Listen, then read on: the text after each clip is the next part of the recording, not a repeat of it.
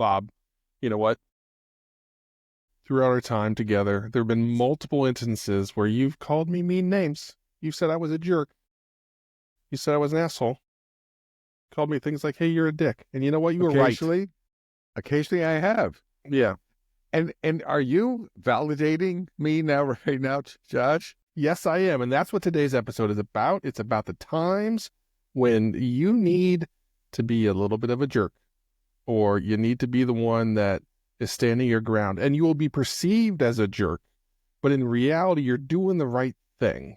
And that's life as a leader. There are times when you have to do things that maybe aren't popular, that the whole group might not like, but it's the right thing for the group, the technology, the team, whatever it is, and you have to be that person. So if you're listening to this or watching this and you think, I am always the nice person, I always say yes, then we're here to tell you you're doing it wrong.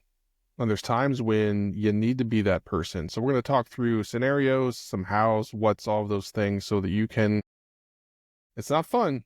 We don't like it, but sometimes you got to be that person. Entry music. Da, da, da, da, da.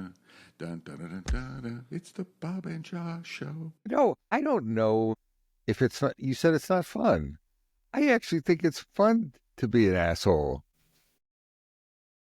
I like it. Never noticed. I know. So one scenario for me is decision making, where everyone in the room has one view, and you have a different view, and you have to break in. You have to, and I don't do this that often, and you know it's the right thing. You know what the consensus is wrong, and you're right. And if you didn't, and you have to break people out of that. So it's like you have to come in and basically be the asshole. It's like, no, everyone, hold on, stop. Wrong way. Trust me. I know you got it, but we're going to do this. We're going to do it this way. And you're going to shut up and comply or whatever, right? And I've done that. I've do that often. It's technical decisions, investment decisions at a leadership level, sitting around the board. And there's this obvious thing that we have to invest in, and no one's going there. A maintenance, Josh. We have to invest in refactoring something or maintenance. So it's a core product. It's driving most of our revenue, and we're investing in some ambiguous new thing, and we're not investing in like the core model. And I'll just come out of myself. And to get people's attention, you have to lean into the asshole and really be firm. So let's call it the firm asshole approach in helping people make the right decision. Any reactions to that? Yeah, it's so common. Well, it's not so common. It centers around when things get hard. People are avoiding the hard thing. And we have to do the hard thing. Nobody wants to do the hard thing. Everybody knows it's there. Everybody sees it, but they're trying to turn a blind eye. And you have to be the person that, grabs people, shakes them, and says, I understand no one wants to do this, but if we don't do this, we will fail. So we are going to do this. Everybody, is going to, their shoulders are going to slump. They're not going to be happy. They know inside it's probably the right thing to do, but somebody has to be that jerk and say, I don't care how hard this is. We're going to do it. Just because one of the things that I always use in those moments is my future self. If I'm not the jerk in that instance, what is my future self going to think about me? Is it going to look back and say, boy, you really should have spoke up and said something. You really should have been the jerk. You really should have pushed harder, because now you're in a mess, right? All of those things that you knew you should have done that we opted out of doing because it was easy for you not to be the asshole, easy for you not to be the one that steps up against a wave of scrutiny that thinks we shouldn't be doing the thing. There's times where you have to do that. Otherwise, you're not leading. You're not. You're just along for the ride. So as a leader, if you're not doing that in instances, I'm not saying you have to be this like maverick going around against everybody all the time. Just as Bob said, he doesn't do it a lot, but there's key moments when you have to step up. You have to do that. And it's not easy. And it's not easy because usually the things you're talking about aren't easy. Number one, the thing you say you got to do is hard. And it's hard to talk about, hey, we need to do this thing nobody wants to do. Nobody wants to spend the extra $5 million to fix this maintenance issue that, if you really look at it, you're probably spending $10 million a year if you don't fix it. So there's things like that, but it takes you away from the shiny thing and all that fun stuff that nobody wants to do, but somebody's got to do it. One quick thing too is, I don't even know sometimes if people know it in the room. So there's an avoidance factor, or there's just people are it's just clueless about it. But part of it is you have to be really firm. It's dangerous. So why? It's not just that you don't do it. It's you do it or you don't do it. There's a courage factor is what I'm trying to say. There's a take a risk factor. People are going to look at you like you're crazy, and you have to part of being the asshole in these situations is you have to be a firm ass. You got to ride it. So when you start opening your mouth, you're going to get resistance. You asshole your way through it. And you have to just really be firm. That's my point. So. Yeah. As I thought about this, some of the things that fit with that, that are things you're going to do, they're going to be perceived as assholery. That's the word I made up for this. Is in those moments you have to be confident. And oftentimes people look at a confident person, now assuming your confidence is based on reality, you're just not making stuff up. But if you know it's the right thing, you have to say it with confidence. The number of times that people undercut themselves by discrediting or disqualifying a thing they're about to say before they even say it. So they say something like, hey, I know this isn't the popular opinion, or I know no one's going to like this. Don't do that before, because you've already set the stage and everybody's like, okay, whatever, I'm not going to listen. No, you have to lean into it, and you do have to be that confident jerk that's like, listen, we need to do this. Here's why. I've been down this path if we don't do this. So don't do the thing where you discredit the words that are about to come out of your mouth. You have to be that person. You have to be that guy or that gal that is uber confident in that thing. Otherwise, people are just going to kind of shrug it off. So that's a thing that gets you perceived as an asshole or a jerk. So that's one of those things. Other Josh, things, what is yours? I took us. What's on your list? To me, whenever you're establishing something new, so I think you come into a organization and they haven't worked well cross-functionally. So you're establishing roles and responsibilities that haven't been there before.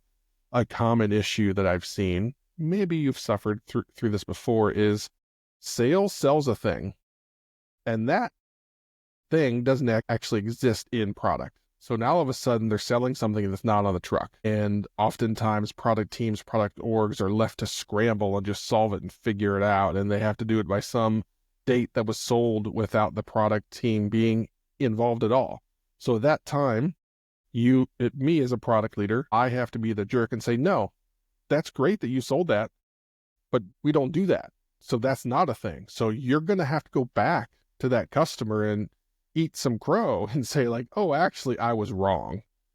And if you don't hold firm to that, if you don't establish those rules and responsibilities, those rules of the road of this is how we play now, then you're just going to get run over, and that situation's never going to change itself. Bob and I have been called into various organizations where that's a thing and that's a struggle, and you have to be the jerk that's going to be perceived across the organization where hey, there's things we used to be able to do, and now all of a sudden Josh is this guy that says, no, we can't do anything.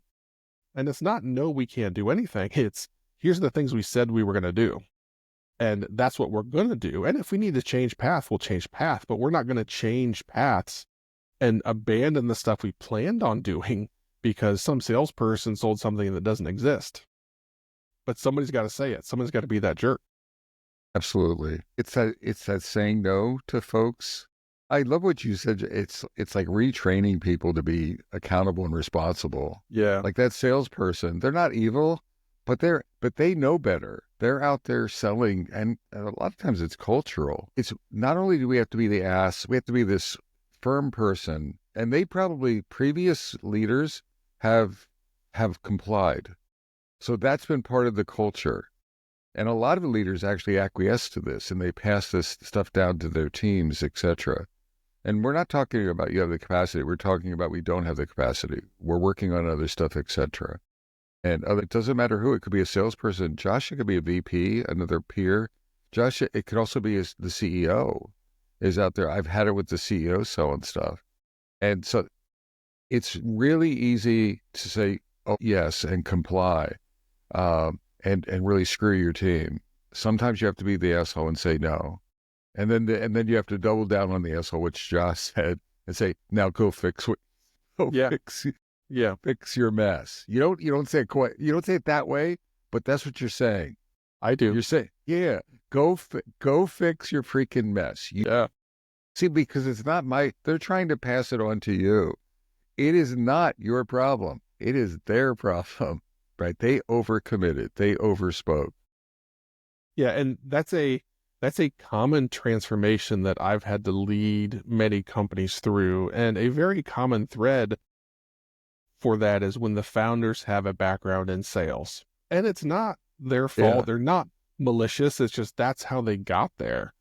But the problem that creates is that then the product is the tail of the dog where it's wagging everything and it's rudderless and they're struggling to win in market because the product has lost its footing. They aren't able to deliver things like they used to. That's because there's so many new sales coming in that are all determining the roadmap instantly that there is no capability for a team to have any possibility of delivering on plan because the plan never sticks. So somebody has to be that jerk and comes in and says like, hey, this is the stuff we're doing and this is the plan. And the most important thing that you can do and that planning enables people to do is make decisions.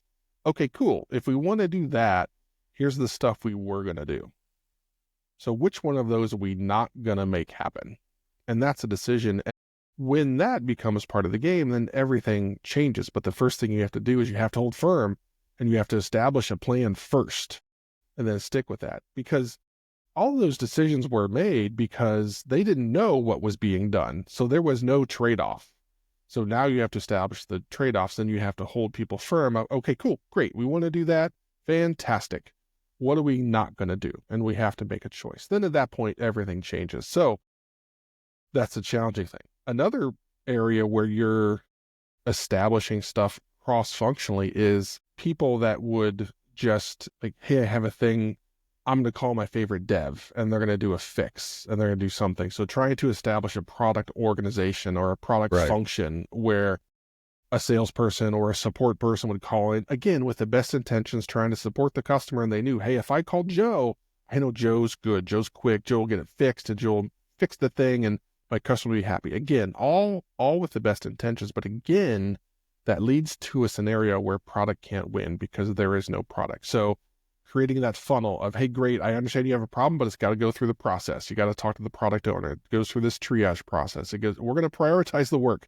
Just because you asked for it doesn't mean it's going to get done right away, but we're going to do as quickly as we can, and understanding that. And that's another cross-functional challenge that people really struggle with is like, wait a minute, you mean I can't get my instant thing fixed? I've got to go through a process. This is the worst. Everything slows down. And it's not really slowing down from their perception. It's slowed down. So you're the bad guy that's telling them, oh, you can't have the thing. It's, hey, we need to think about the bigger picture. And again, because people don't have the capability to see the bigger picture and product has to come in and provide that, you have to be that jerk. Well, and I mean, I'm coming back to it's their problem. They didn't ask. So very often the salesperson, what could you have done? Come and talk to me before you make a commitment. Ask me if we can do something. And I'll tell you yes or no. No, what's happening is you're a wild person. You're out there. It's disrespectful. Just at a human level, you're coming over to me and say, oh, well, I sold something for you, right? Or I have 20 kids I want you to babysit. You didn't ask me. They're out in a bus. I'm going to bring them into your office. No, you're not. You're not going to do that. So I want to switch gears. I want to talk about protecting the team. Another area that I think of, and this, I probably turn into more of an asshole in this case. I've seen this in person.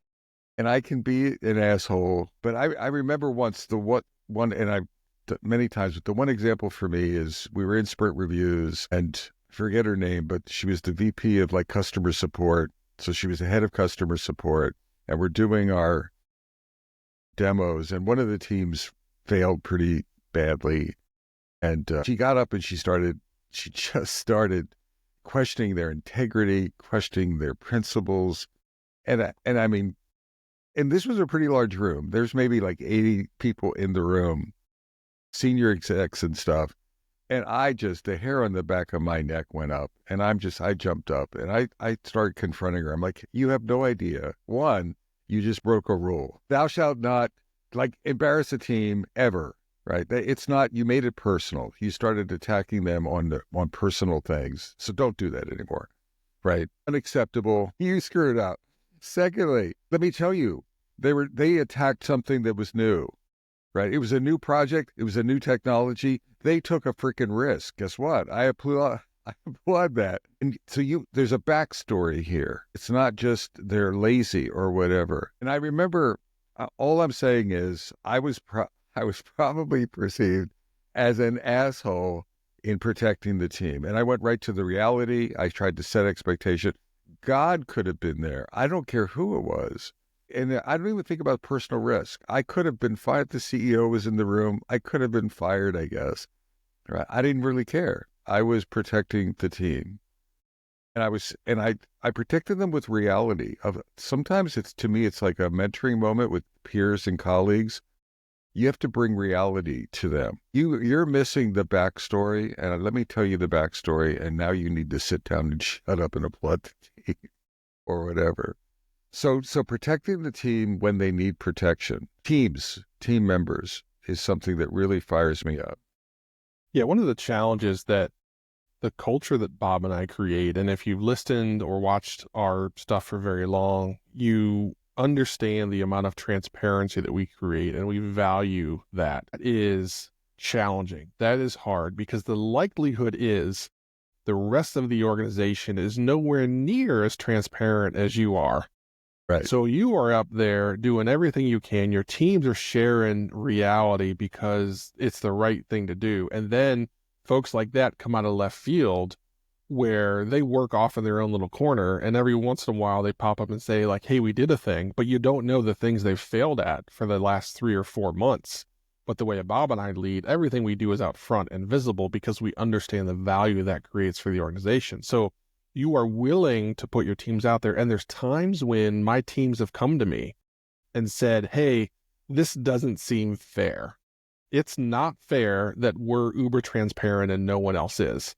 And then there's times, actually, not then, every time I've had to be that jerk that turns around and says, yeah, you're right.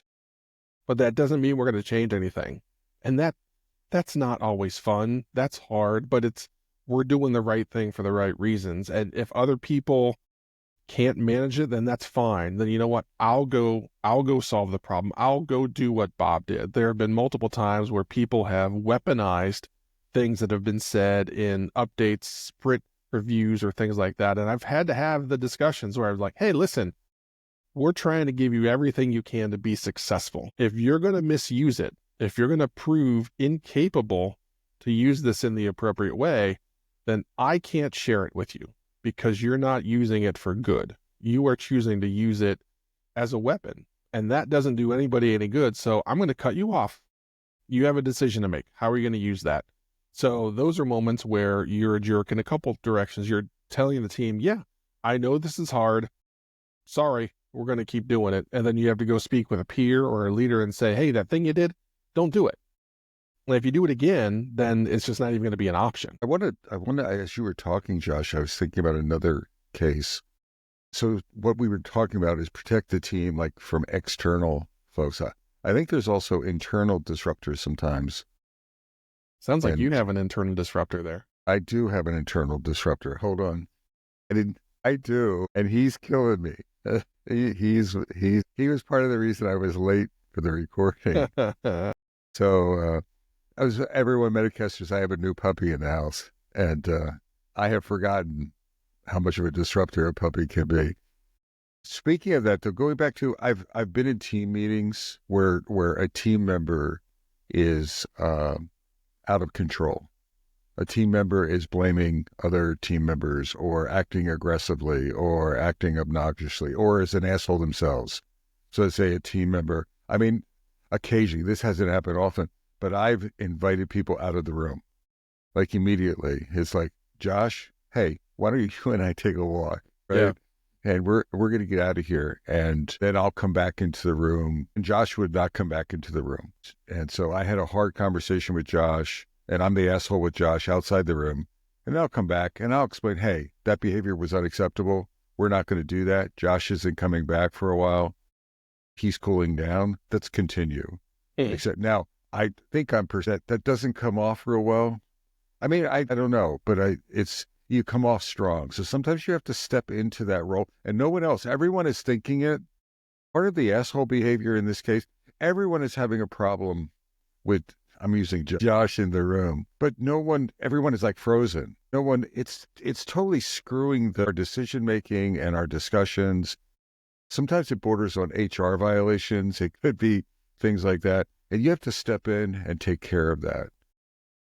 And I remember pulling maybe like 5 times in my career, I've had to like pull someone out of the room and really have a stern assholeian talk with them. And then I come back and I set the context with the group. I don't just pretend that something screwed up didn't just happen. I'll reset. Any reactions to that? Yeah, that's the last item that's on my list is there's times when something is not being done well enough. Yeah. The quality of something, if it's the quality of a teammate not being the teammate they need to be, or the quality of the product that's being produced or whatever it is, you have to hold that standard. We talked last time in the football thing about the standard is the standard.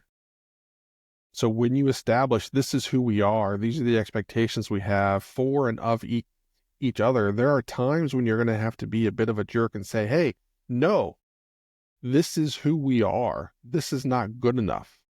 I appreciate the effort, but that's not good enough. This is what we expect of ourselves. And I know we can do it. One of the things that you should never do is ask people to meet expectations that are impossible for them to meet. So that's real jerkiness as a leader. But good jerkiness as a leader is like, hey, that wasn't good enough. Yeah. We can do better. You can do better.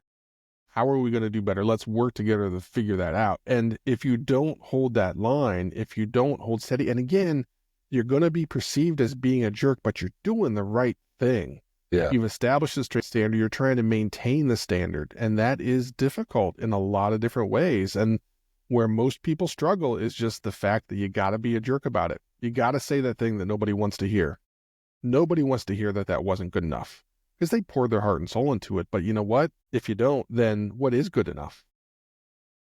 Then what was good enough is now lower and lower and lower and lower over time. And eventually you get to a point where quality is just not good. I think part of it is also, like in the case I was talking about, there's ethical choices were made and you have to step up. I remember I was coaching once and the CEO asked me and all the coaches, they were trying to get us to tell them who could be agile in the organization and who couldn't be, right? And they wanted to give us us to give them a pink slip, sort of.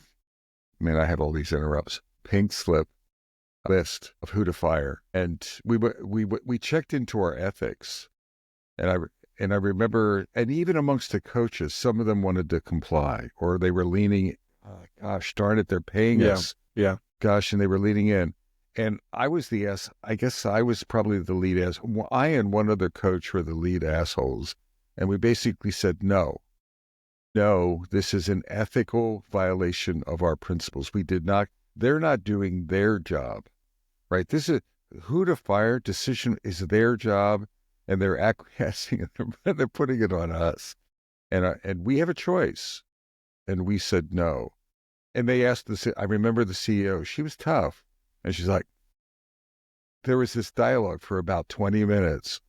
And we were like sitting on the no. And everyone, I mean, the room was pretty packed. And folks were like, you could tell they couldn't believe we were saying no. And we were holding firm on it. And we did. And to me, there's like basic principles and basic ethics.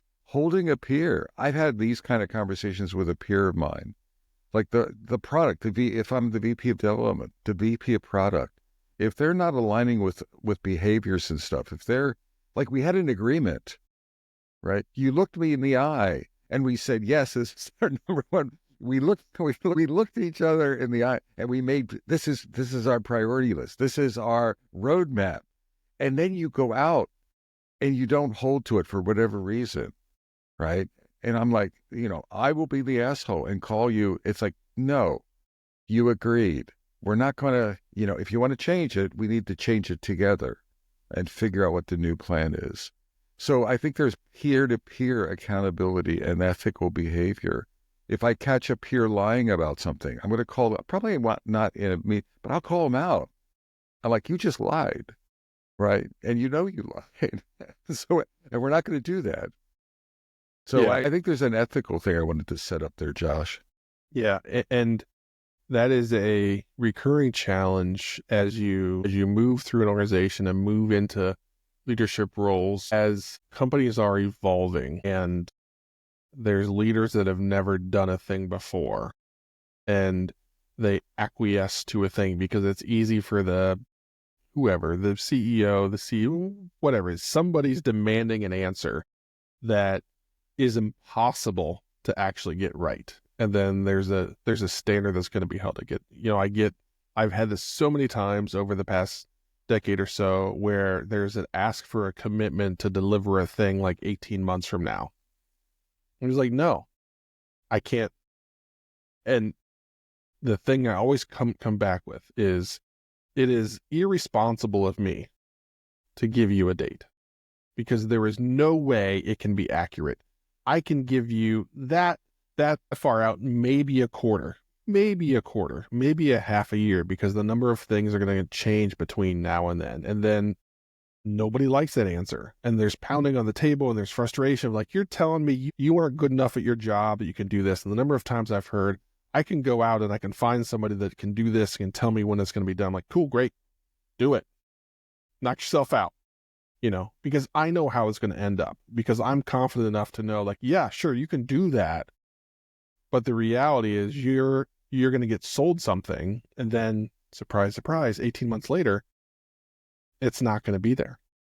And for a myriad of reasons, not that people didn't work hard, not that people didn't care, not that everybody didn't try their darndest, but stuff like that is just like almost impossible to get right, especially in a dysfunctional organization that is yet to prove that they can plan anything. And then they're asking you to come in and provide a date 18 months out or whatever it is. So you have to be that jerk. And to me, that's equally an ethics issue, because of the thing that you, as that person, that if you were to give a date, the pain and suffering that you sign teams up for when you do that, that is just wrong.